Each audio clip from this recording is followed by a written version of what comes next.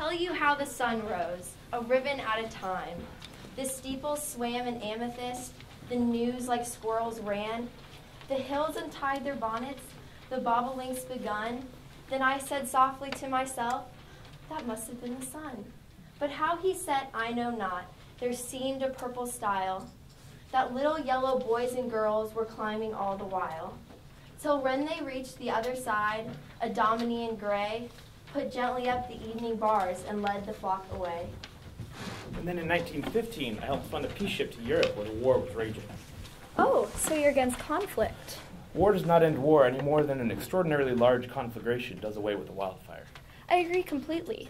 I once wrote to President Woodrow Wilson warning him of the perils of war, but he decided to follow his own path. It feels a shame to be alive when men so brave are dead. I couldn't agree more. I don't believe I've met your acquaintance.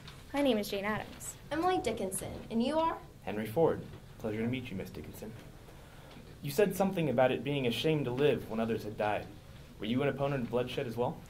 The price is great, sublimely paid. Do we deserve a thing that lives like dollars must be piled before we may obtain? I myself have always viewed war as a terrible waste of both time and money. And all those people who laid down their lives, what a terrible shame. Casualties are never scarce in war. During the Civil War, a close friend of mine, Fraser Stearns, died in battle. His death was a devastating blow, not only to me, but all of Amherst, Massachusetts, my hometown. I followed the war closely, letting it influence many of my poems. What made the war so interesting for you? Well, I often wrote poems to my dearest friend, Thomas Higginson, a commander in the Civil War. It was really beneficial for me to have Higginson to share my poetry with, because I shared my work with so few. I always felt sympathy for the citizens caught in the aftermath of war. It was the less fortunate that inspired me to found the Hull House in the first place.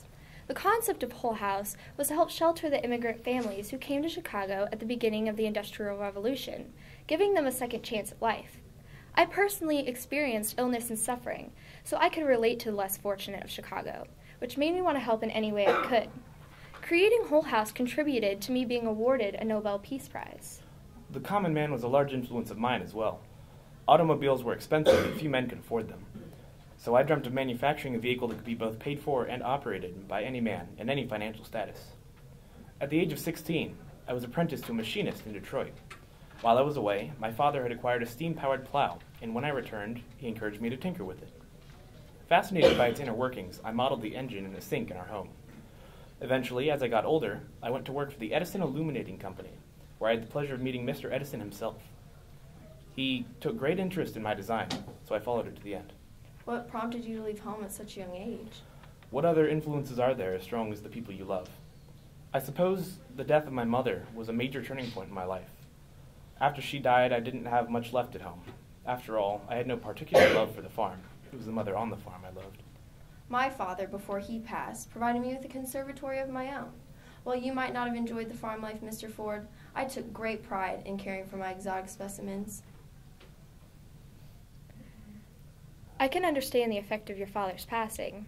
My mother passed away when I was only 2 years old, but her passing made me want to better the world instead of shying away from it like you did.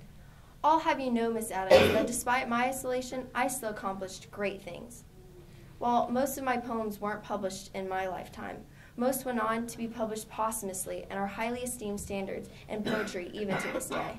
Be that as it may, Mr. Ford and I were able to accomplish great things at young ages and revel in our successes, while you only became known after your passing. You never knew the feeling of success. And what a shame that is. Although it is a fantastic feeling having accomplished something great, even better is watching the effect those have on those people around you. My Ford Model T revolutionized self-transport, and my assembly line cut manufacturing times by more than half. Miss Addams' Hull House and pacifistic actions led the way in women's suffrage and world peace in general. It's all for the good of the people. Well, you see, the thing about me is, I wasn't a people person at all. While there's a certain appeal to the love of the masses, there are definitely drawbacks as well. Fame is a bee. It has a song. It has a sting. Too, it has a wing. Indeed. That's all well and good, of course, but didn't you ever wonder what life could be like if you had been around to see more of them published, Miss Dickinson? Miss Addams, my mind may have ventured to the ideas of fame and success, but as I said, I didn't need all of that in my life. Having only a few published poems in the newspapers was enough for me. Inside, I felt the success, and that was all that mattered. Well, at least for me, the fame followed the success. When I first drew up the prototype for my new automobile, I wanted to spread the word and popularize the capabilities of the design. So I challenged Alexander Winton, automobile racer, to a race. His precision racing machine versus my poor man no-name car. When I won the race, I became a form of local hero overnight. My newfound fame helped greatly in the marketing of my design and the development of my own success. Well, for most of my life, I wasn't necessarily famous. I was a well-known person, but I hadn't become famous until I'd worked with Hull House for a few years. It wasn't about the fame for me. I could have cared less about the fame. It was about helping people like me. I wasn't recognized for my accomplishments until I was nearly 61 years old, when I was awarded the Nobel Peace Prize that I mentioned earlier. In my time, men viewed women as less capable than men, which I must state is absolutely ridiculous.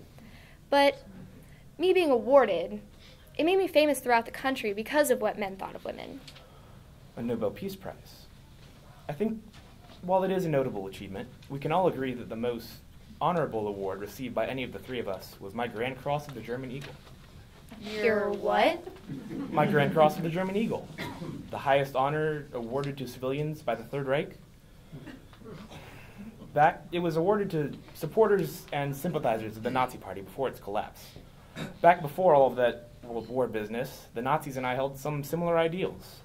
However, the Fuhrer had the notion to take ideals and turn them into actions, and that was where similarities ended. Well, that doesn't sound like anything to be proud of. The definition of beauty is that definition there is none. Isn't that right, Miss Dickinson? Beauty's in the eye of the beholder, Miss Addams. You have your accomplishments, and I have mine. You're right. I do have my own accomplishments, and how plentiful they are. I graduated from Rockford Female Seminary with a higher education, which was uncommon for a woman, and went on to found Hull House. In addition, I was the first vice president of National American Women's Suffrage Association, and first president of Women's International League for Peace and Freedom, which I founded. Titles and positions are meaningless and honorary. I helped develop the assembly line, cutting production times of my own product from 12 hours to just over 2. Because of this assembly line, I was able to produce over 15 million Ford Model Ts before the retirement of its design. And my interchangeable parts system kept them running for years to come. Aside from my industrial contributions, I ended my life with a net worth of over $200 billion in today's currency, which I used for charitable organizations and pacifistic movements. Yes, money and presidencies are all very nice, but there's more to success than just personal achievement. My poetry, while not entirely popular in my day, went on to capture the imagination of its readers, and is now beloved by many. Success is counted sweetest by those who near succeed. To comprehend a nectar requires sorest need. After all, my accomplishments may have been few, but due to their scarcity, they were all the sweeter. Oh my, look at the time. I have a peace seminar to give downtown in 10 minutes. I should probably be going. It was nice chatting with you two. Yes, a change of scenery is always nice, and good faces as well. I had a nice time chatting with you ladies as well. Miss Addams, would you mind if I accompanied you to your seminar? Not at all, Mr. Ford. Fantastic. Miss Dickinson?